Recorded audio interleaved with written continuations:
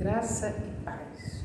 Hoje é dia 23 de janeiro de 2023 e eu venho nesse dia trazer uma mensagem que me foi revelada pelo Espírito Santo de Deus do porquê o primeiro milagre de Jesus foi transformando a água em vinho.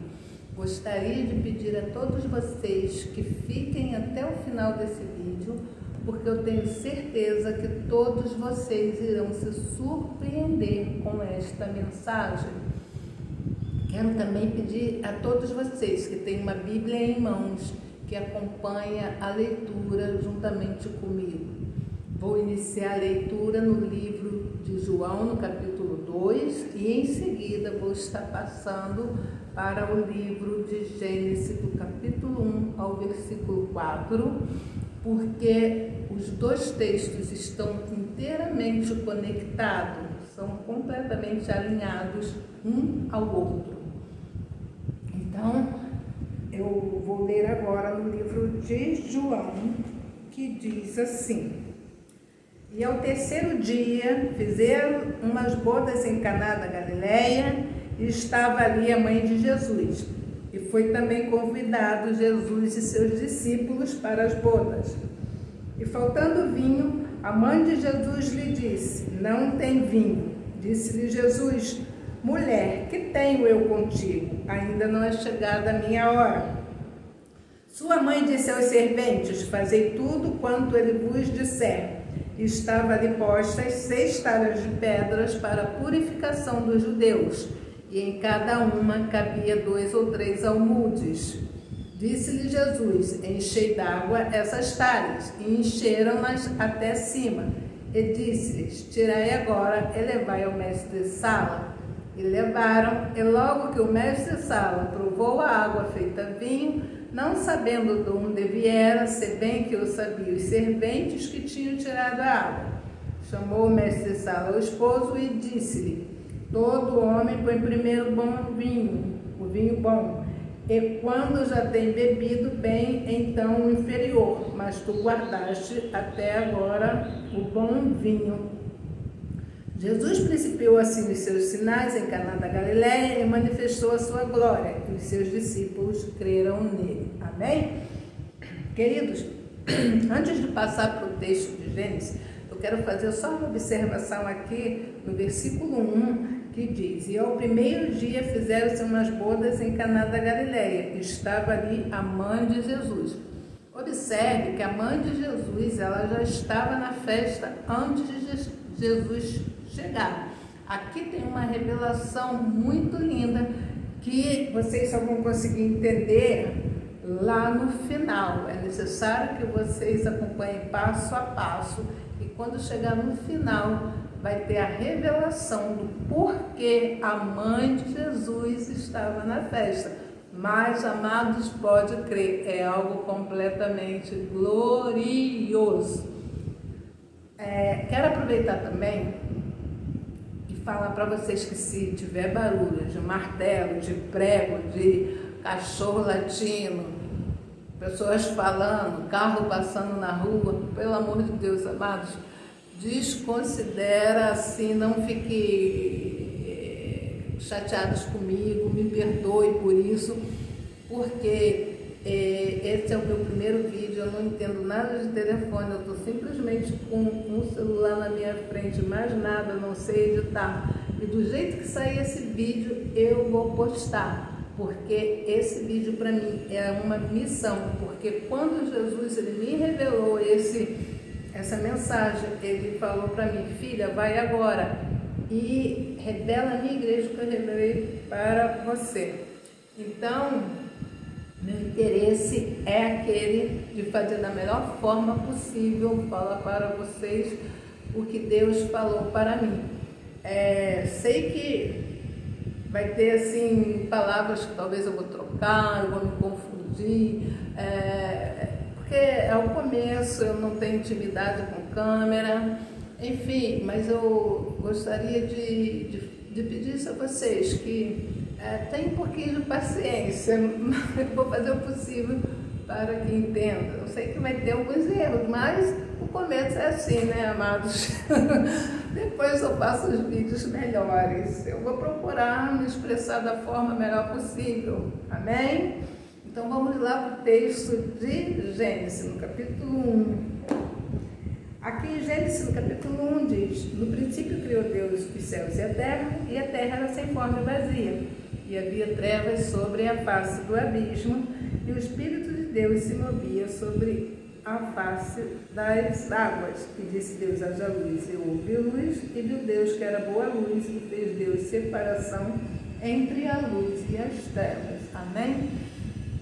Queridos, o texto que eu acabei de ler agora no Gênesis nos diz que quando a terra era sem forma e vazia, quando nada tinha sido criado sobre o planeta, na terra já existia as águas, e o Espírito Santo de Deus se movia sobre elas, fazendo das águas a sua habitação.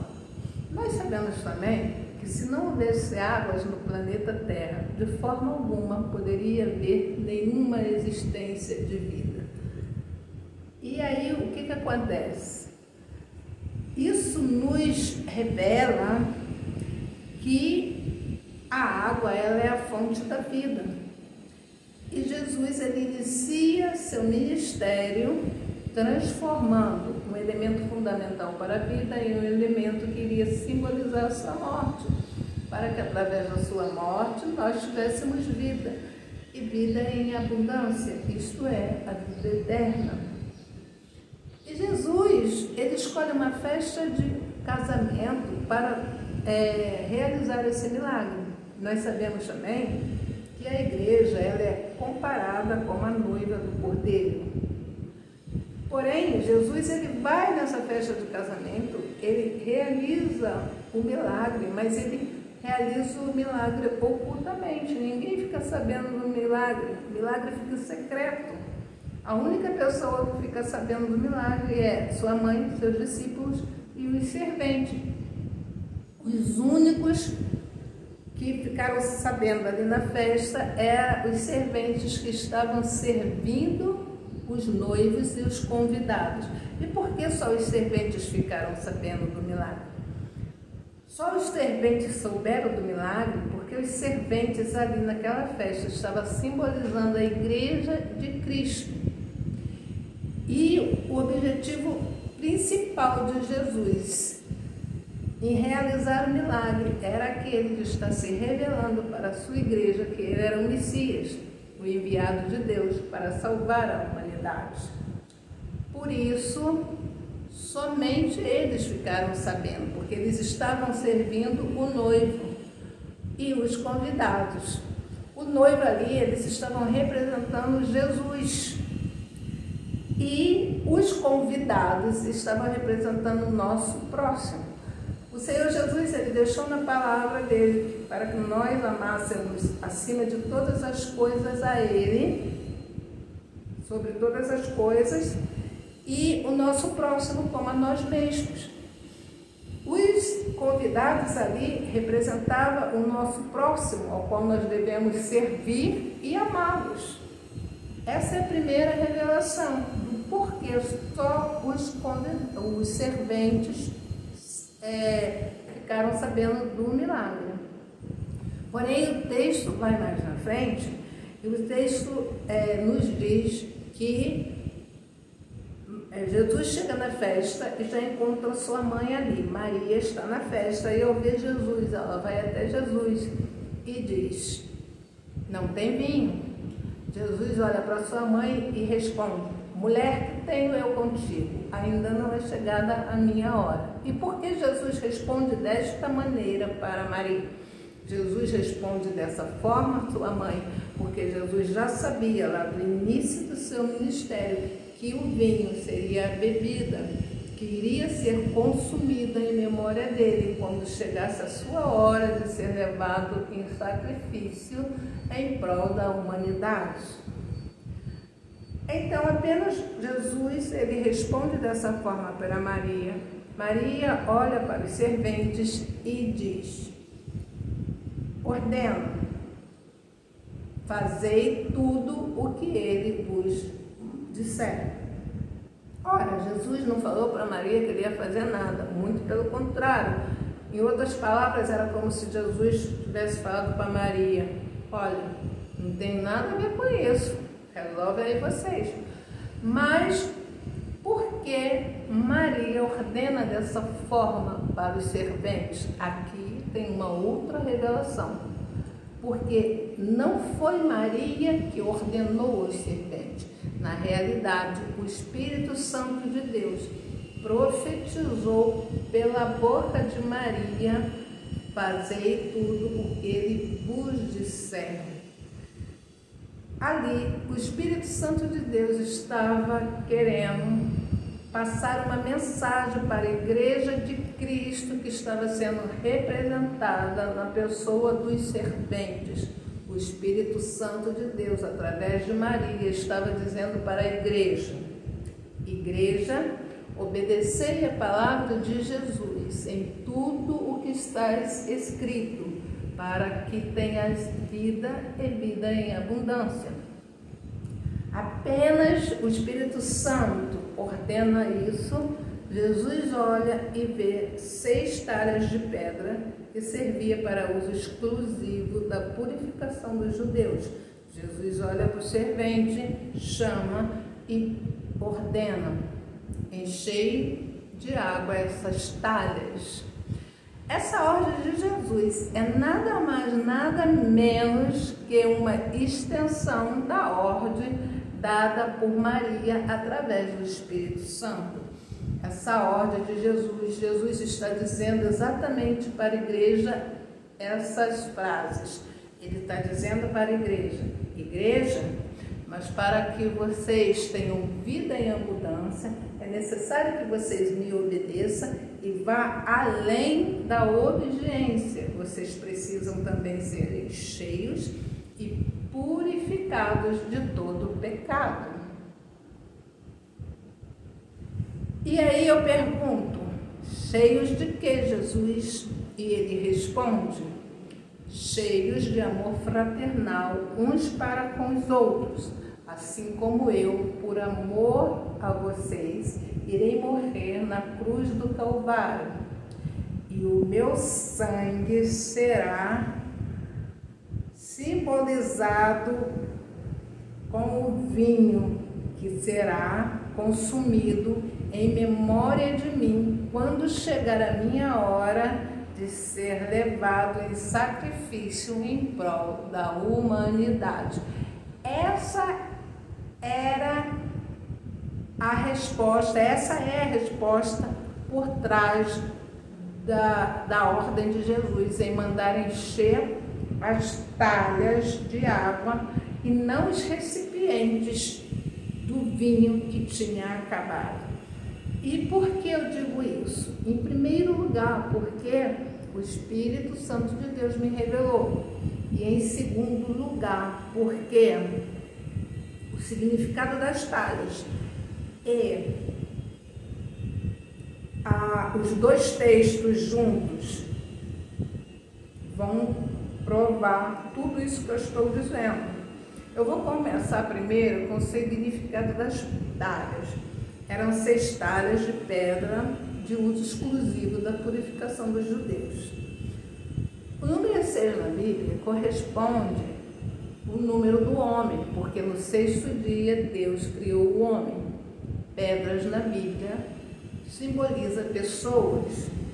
No livro de Mateus, no capítulo 21, versículo 42, está escrito que a pedra que foi rejeitada pelos edificadores se tornou cabeça de ângulo. Aqui, a pedra angular está sendo configurada como a noiva, como Jesus, desculpa. A pedra angular está sendo configurada na pessoa de Jesus. E também no livro de Mateus, no capítulo 3, no versículo 9, João Batista exorta os judeus dizendo que até mesmo das pedras Deus poderia suscitar filhos a Abraão. E aqui as pedras estão sendo configuradas por mulheres de outras nações. Então, pedras simboliza pessoas, água simboliza vida, muitas águas simboliza abundância de águas. Se água simboliza vida, muitas águas é abundância de águas, os dois juntos simbolizam vida em abundância.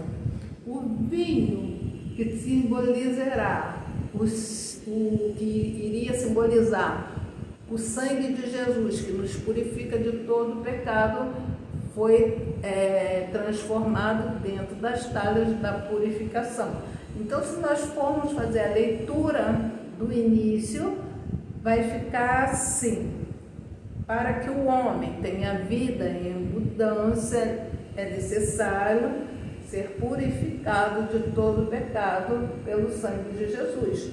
Mas o homem se refere homem e mulher. Então, nesse caso, são pessoas. Aí o significado passa para as pedras, que as pedras significam pessoas. Então, vai ficar para que as pessoas tenham vida em abundância, precisam ser purificados pelo sangue de Jesus. Esse é a interpretação original do texto. Mas aí o texto diz que eles se encheram as talhas. E quando as talhas estavam cheias, Jesus fala para o servente: tirai e levai ao mestre-sala. Tirai o quê? O vinho? Não, tirai a água. Porque o texto em nenhum momento fala que depois que as talhas estavam cheias, Jesus apresentou a água aos céus, ou consagrou a água, e elas se transformaram em vinho. Não, ele manda que tire a água.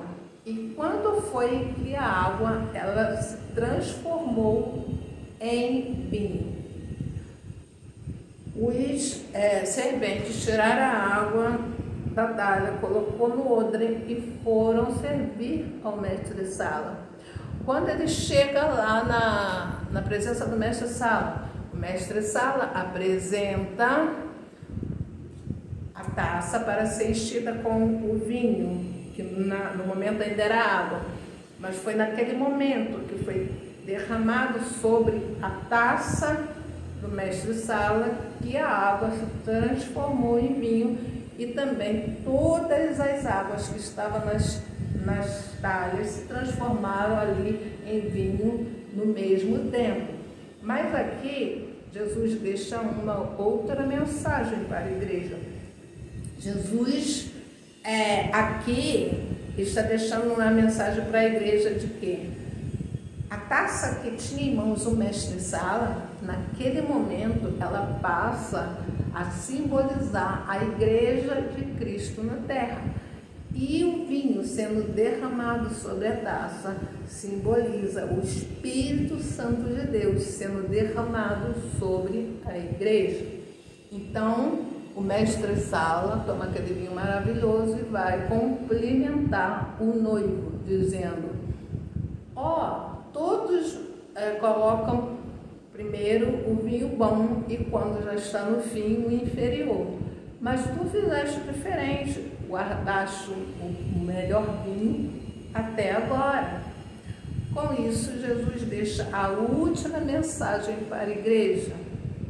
Jesus, com isso, ele está dizendo para a igreja: igreja, quando vocês acabarem aqui a sua missão na terra, será apenas um começo de uma grande festa no céu que durará por toda a eternidade na presença do noivo, degustando para todos sempre o melhor vinho.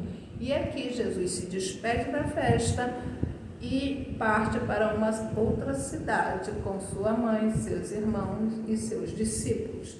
Mas aqui a mensagem não termina, porque eu falei que o texto lá de Gênesis, ele se alinhava ao texto de João. Então agora nós vamos voltar lá para o livro de Gênesis, para que eu faça a revelação no livro de Gênesis. Em Gênesis diz que a terra era sem forma e vazia, e havia trevas sobre a face do abismo. E o Espírito de Deus se movia sobre a face das águas, e disse Deus: haja luz, e houve luz. E viu Deus que era boa a luz, e fez Deus separação entre a luz e as trevas. O que esse texto tem em comum com a festa de Caná? O que eles têm que se alinha um ao outro? Tudo que eu acabei de ler aqui é alinhado ao casamento lá em Caná da Galileia. Por quê? O salão de festa onde estava sendo realizada a festa, onde estava ali reunido todos os convidados, aquele salão representa a terra antes da criação, quando havia somente as trevas, os abismos, a água, que o Espírito Santo se movia habitando sobre elas. Todos os convidados da festa representavam a treva e o abismo. E por que representavam as trevas? Os convidados. Os convidados representavam as trevas porque antes de Jesus morrer pelos nossos pecados, toda a humanidade vivia em trevas e estavam condenados à morte por causa do pecado de Adão. E quando Jesus chega na festa, ele já encontra as águas, ao qual ele transforma em vinho, que iria simbolizar o seu sangue, para que nos purificaria de todos os nossos pecados. E depois também, quem é que Jesus encontra na festa antes dele? Maria. Maria simbolizava o Espírito Santo de Deus quando se movia sobre as águas, fazendo das águas a sua habitação. E por que Maria simbolizava o Espírito Santo de Deus?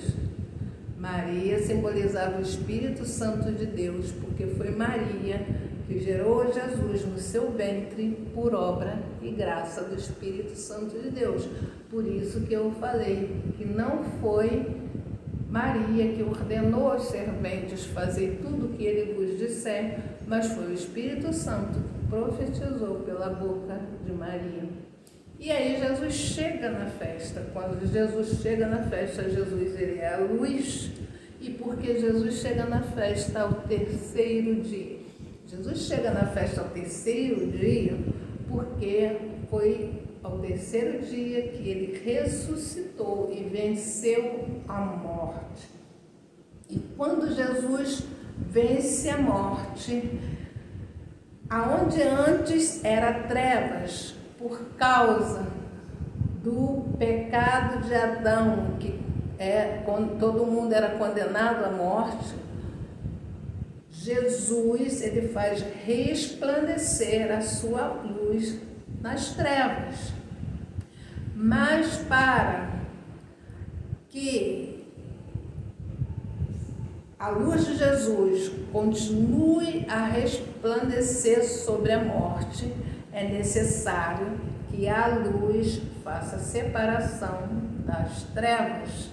Todo o contexto dessa história, ela está conectada ao casamento, às bodas de Caná. Mas eu ainda não acabei a mensagem. Para terminar essa mensagem, nós vamos lá para o livro de Apocalipse, no capítulo 22, verso 17, que diz: e o Espírito e a esposa dizem, vem. E quem ouve, diga, vem. E quem tem sede, venha.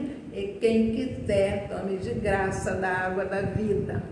Amados, o Espírito e a esposa que simboliza Jesus e a igreja que está dizendo, vem, tome de graça da água da vida.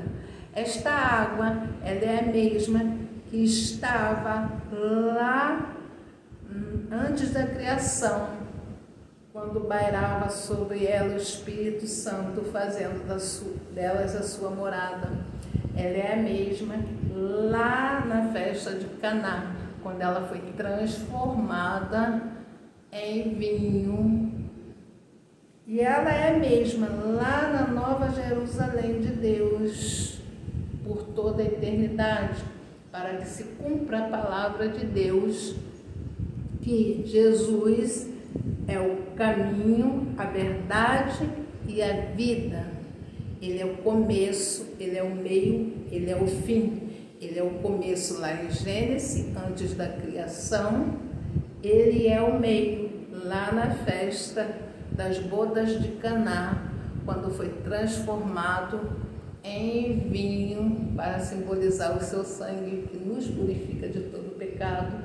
E ele continua sendo o mesmo por toda a eternidade na Nova Jerusalém. Eu aqui termino a minha mensagem. Em primeiro lugar, quero agradecer ao Espírito Santo de Deus por ter me revelado assim, com tanta riqueza de detalhes, essa mensagem. E quero também agradecer a todos vocês que ficaram até aqui nesse vídeo e pedir para vocês que dê o like nesse vídeo para que o YouTube possa entender que é um bom conteúdo e indicar para outras pessoas.